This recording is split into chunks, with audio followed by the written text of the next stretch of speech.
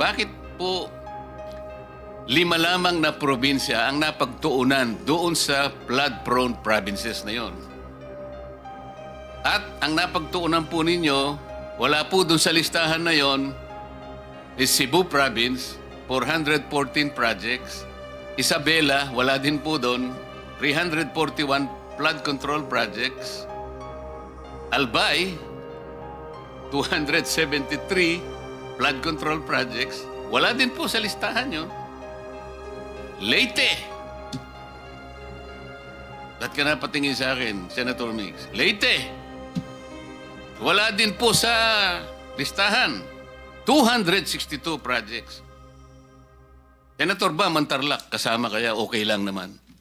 Kasi pareho kaming Tarlac eh. 258 lang. Kung ikukumpara sa Cebu na 440. Camarines Sur, wala po.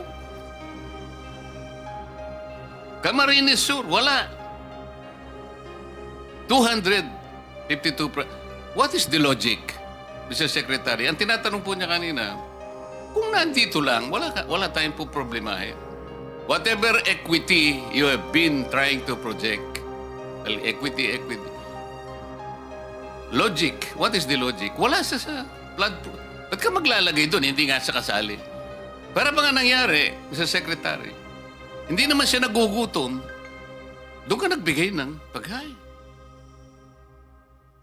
What is the logic? Malalaki po ito eh.